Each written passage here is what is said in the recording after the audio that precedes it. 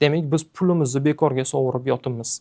Miyasini musorga to'ldirib, mana shu ikkita tanlov sanda ikkalasidan bittasini tanlaysiz. Hali ham ishingiz yo'q, hali ham jamiyatda o'rningiz yo'q, kelajagingiz uchun nimadir foydali ish qilmadingiz.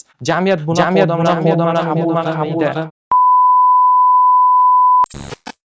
Birinchi o'rinda aytadigan bo'lsam, hamma o'sha o'zini maqsadiga erisha olmasdan, o'qiy olmasdan, masalan, oddiy speakingga ham dangasalik qilishadi. Ingliz tili o'rganishga, ingliz tilidan tashqari boshqa ishlagan, umuman qaysidir fanni o'qishga yoki qaysidir ishni bajarishga dangasalik qilayotganlar diqqatiga, ya'ni imенно o'quvchilarni 15 yoshdan 25 yoshgacha bo'lgan qismiga maslahatlarim bo'ladi hozirgisi.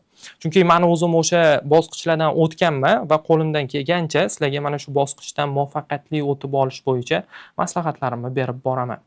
Xo'sh, bilasizlar, vaqtimiz o'tib ketaveradi. Soatga qarab tursanglar ham, sekundomerga qo'yib qo'ysanglar ham vaqtimiz o'tib ketaveradi. Vaqtimizni hech qanaqasiga to'xtatib bo'lmaydi. Va vaqtimiz bizga berilgan как pul deb qarasak, demak biz pulimizni bekorga sovurib yotibmiz. Xo'sh, kimlardir o'sha yotib oladi. Bo'ldi, Telegram, Instagram, keraksiz videolar, sevgi haqida qanaqadir videolar yoki seriallar, koreyskiy seriallarni ko'rib, miyasini musorga to'ldirib, o'zini vaqtini o'tkazib yuboraveradi. O'zingizda ham bo'lgan bo'lishi mumkin. Qaraysiz, hozir yarim soat ko'ray, bo'ldi, to'xtataman. 1 soat ko'ray, to'xtataman. Ko'raverasiz, qaraysiz, 3 soat ko'rib qo'ydingizda o'sha. 3 soat ko'rib qo'yganingizdan keyin mana bu yerdagi vijdoningiz qiynaladi ko'pincha. Keyin stressga tushasiz, keyin yana dars qilgingiz kelmay, yana o'tirib o'shani ko'raverasiz, qarabsizki vaqt o'tib ketaveradi. Sekin-sekin 1 oy o'tdi, 2 oy o'tdi, 6 oy o'tdi orada.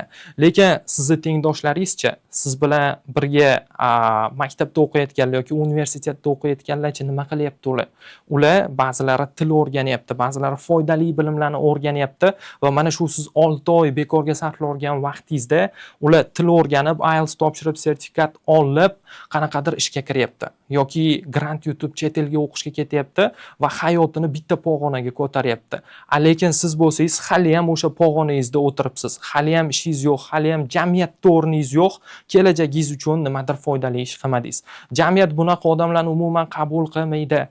Agar bilaman, hammani o'zini dangasaligi bo'ladi. Ichida men shu ish qilmay o'tir, men bu yoqda, men bu televizor ko'rib o'tir yoki uxla faqat yoki men Instagramni ko'rib o'tir deydigan, chaqiradigan ichida ovozi bo'ladi-da.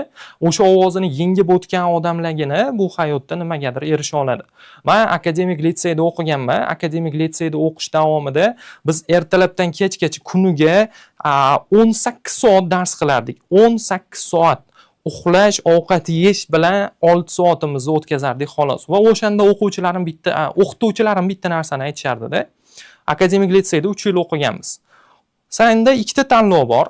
Sen hozirgi 3 yilingni mashaqqatda o'tkazasan, o'qiysan, ya'ni izlanasan, dars qilasan, uxlamaysan, kam uxlaysan va umringni qolgan qismini rohat-farog'atda o'tkazasan hozirgi olgan bilimingni hisobidan.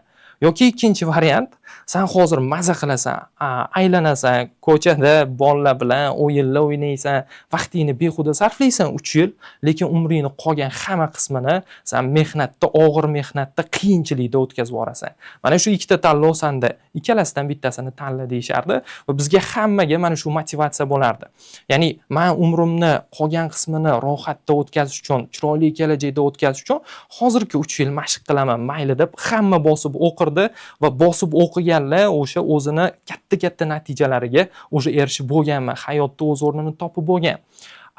Yonimda ko'rganman, o'sha motivatsiyalar ham ta'sir qilmaganlar, qizlar bilan gaplashib yurgan, aylangan, atrofda, ko'chada o'qimagan.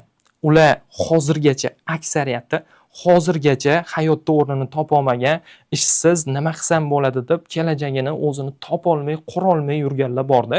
Mana shuni maslahat bera olaman o'sha dangasalik qilayotganlarga. Siz mana shu hozirgi yaqin 1 yilingiz, 2 yilingiz yoki 3 yilingizni biror bir kasbni puxta egallashga bering, bo'ldi. Hayotning qolgan qismida ozroq dangasalik qilishga o'shanda haqqingiz bo'lishi mumkin.